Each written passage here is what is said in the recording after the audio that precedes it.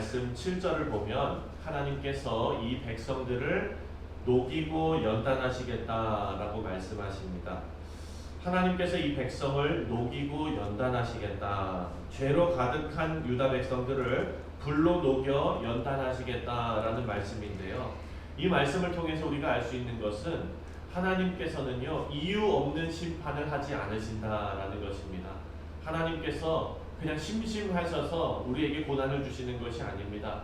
우리의 고난과 그리고 우리의 어려움과 모든 것에는 다 하나님의 우리가 깨닫지 못하는 크고 놀라운 섭리가 그 가운데 있습니다.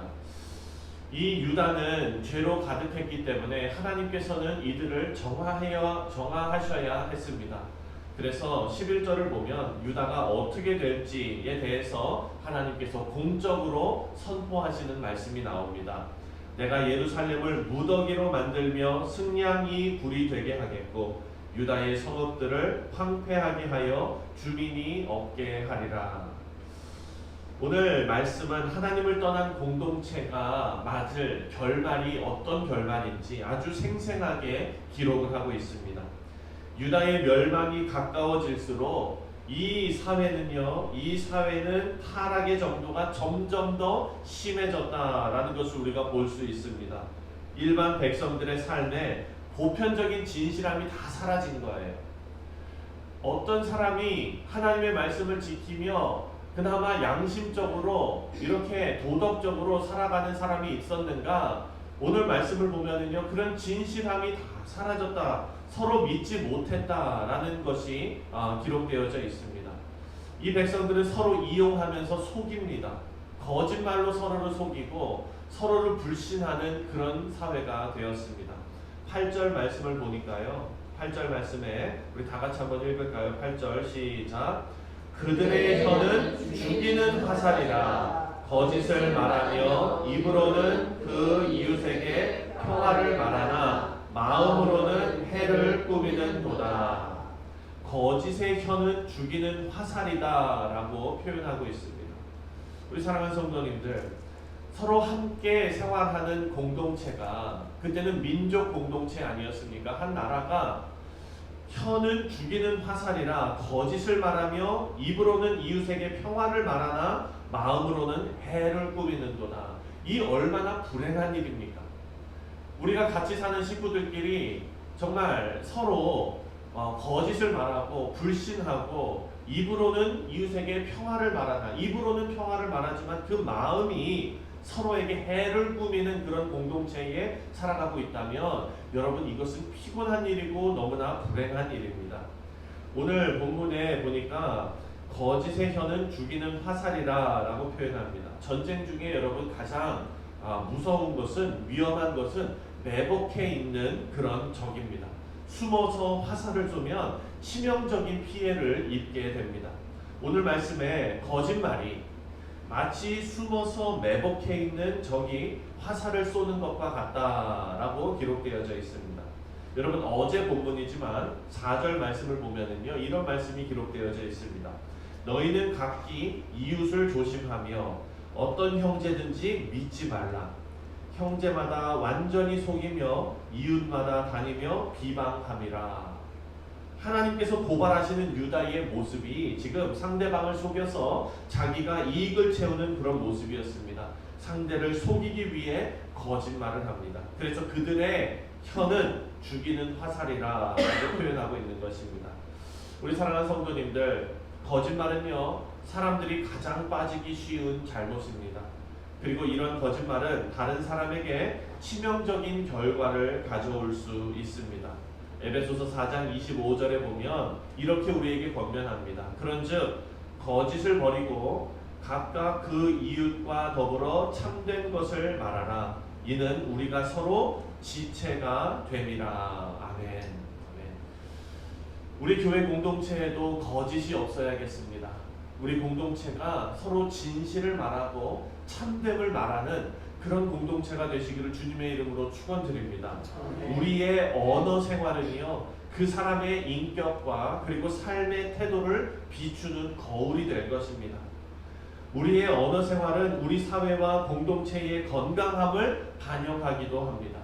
사랑하는 성도님들, 공동체가 건강하지 못하면, 내가 건강하지 못하면 나의 어떤 행동을 숨기기 위해서 그 말이 계속해서 포장하는 말, 그리고 그 포장이 조금만 선을 넘으면 거짓말로 다른 사람에게 나아갈 수가 있습니다.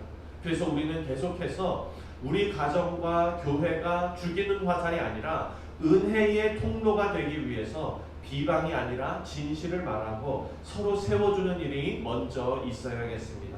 하지만 유다는요, 이 모든 일에 실패했습니다. 서로가 서로를 이용하고 속이고 비방하면서 하나님의 거룩한 공동체가 악한 사회로 변해버렸습니다.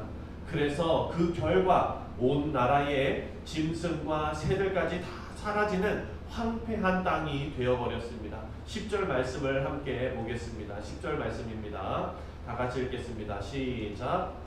내가 산들을 위하여 울며 부르짖으며 광야 목장을 위하여 슬퍼하나니 이는 그것들이 불에 탔으므로 지나는 자가 없으며 거기서 가축의 소리가 들리지 아니하며 공중의 새도 짐승도 다 도망하여 없어졌습니다. 아멘. 우리 사랑하는 성도님들, 죄는요 사람에게만 영향을 미치는 것이 아니라 주변 환경까지도 황폐화시키는 것을 말씀을 통해서 볼 수가 있습니다. 하나님께서 창조하신 세계는 너무나 아름다운 세상이었습니다. 하지만 죄로 인해서 그 아름다움이 다 사라지고 악한 요소들이 나타나게 되었습니다.